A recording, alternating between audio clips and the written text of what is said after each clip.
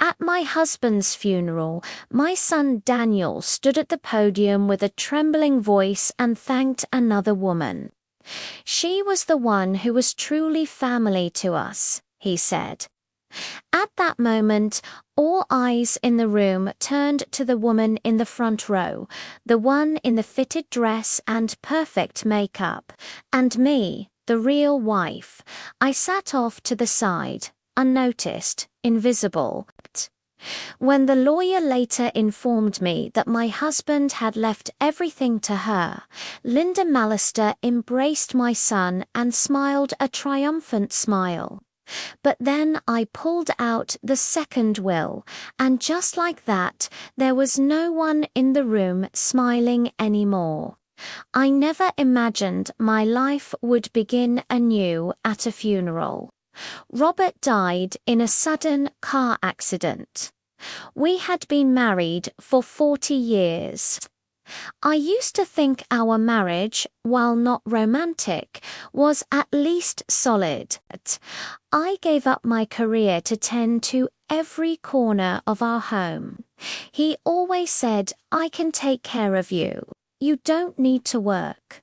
And I believed him. At the memorial, I wore his favorite charcoal gray coat and stood by the chapel entrance, greeting guests. I smiled, doing my best to make sure his farewell was dignified. Robert cared so much about appearances. Even in death, I found myself maintaining that facade for him. Daniel was at the podium. After a tribute to his father, he paused and his eyes reddened. "There's someone I want to give a special thank you to," Daniel said, his voice shaky. I clutched my handbag, my knuckles turning white. I thought he was about to say, "my mother." But what came next sliced through me. Someone who supported my father through the toughest time of his life. Miss Linda Mallister. A soft murmur went through the room. From the front row, a woman in an emerald green coat stood and dabbed her eyes. Linda Mallister Roberts, administrative assistant. "She's sitting so close, like she's family," someone whispered.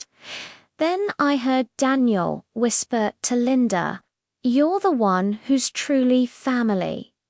In that moment, I realized this funeral wasn't for Robert. It was for a hidden world I didn't know existed. The next morning, in the lawyer's office, every word I heard felt like a script I was never invited to read. Pursuant to the will signed by Mr. Robert Smith 3 years ago, the lawyer began.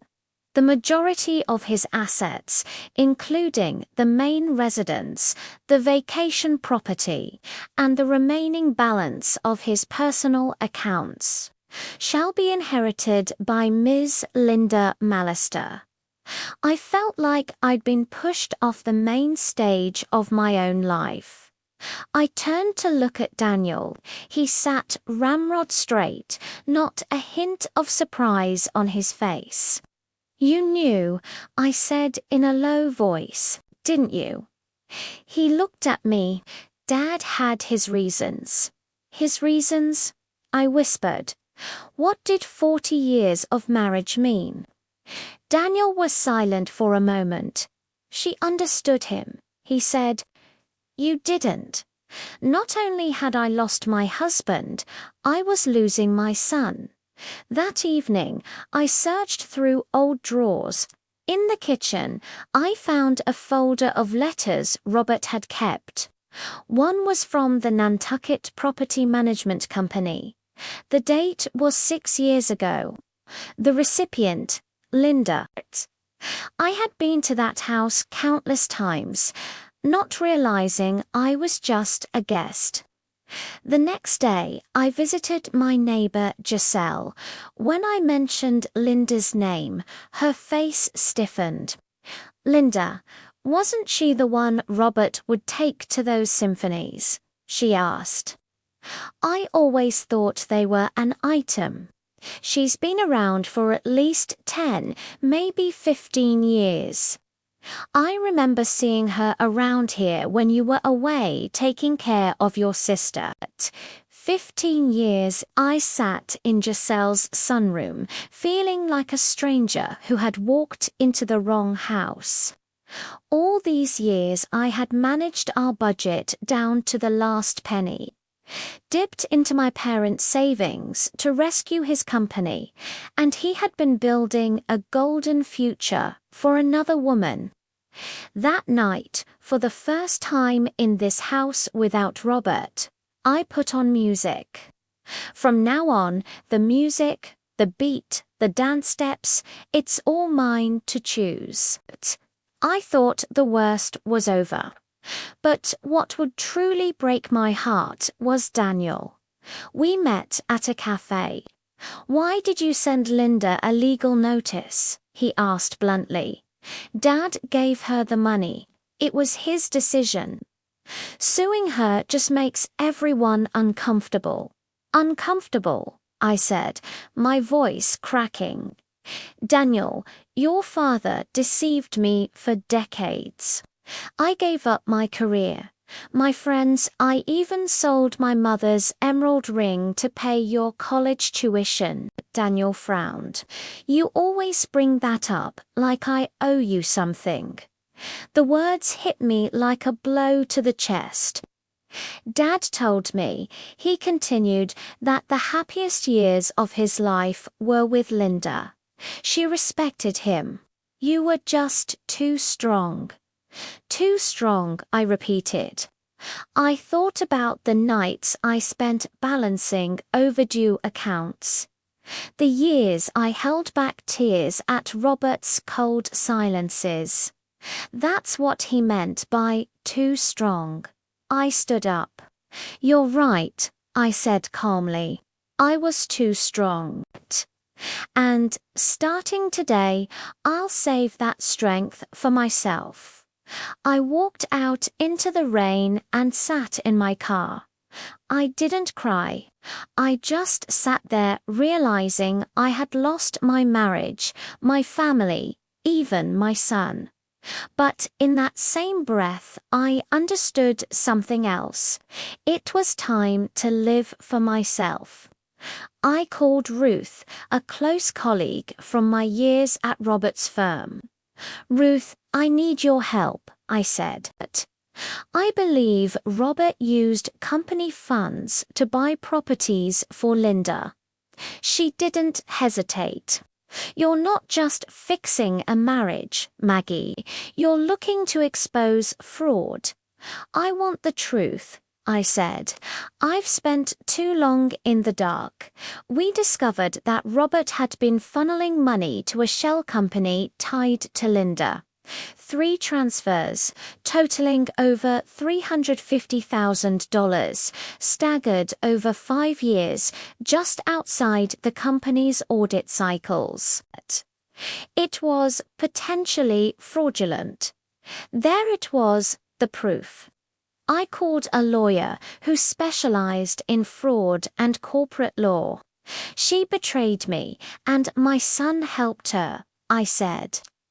"I want her to pay back every last cent." We filed a lawsuit. Daniel was outraged.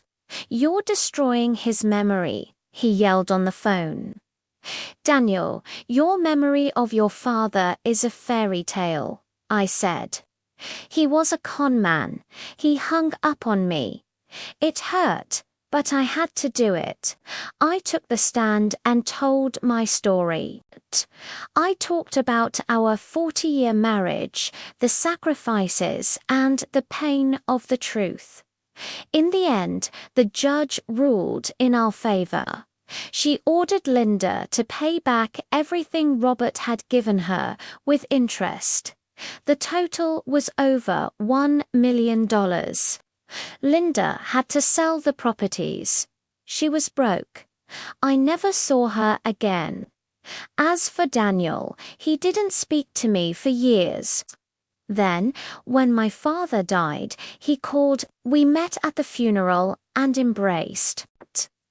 I told him the whole story, and he finally started to understand. It took time, but we mended our relationship. He apologized, admitting he was defending an illusion. I hugged him. A few years later, I threw a party at my house. Daniel walked over and hugged me. "Mum," he said, smiling, "when did you get so good at giving speeches?" I smiled back. "I always was. You just weren't listening." We both laughed. Before the party ended, I stopped in front of the crab apple tree in my garden. Last year, this thing almost died. I told my friends. I almost cut it down, but this spring it bloomed earlier than ever. Even she knew what is still alive should not be given up on. That night, I watched the sunset. I knew who I was. I was a survivor, a fighter, and the truth had set me free.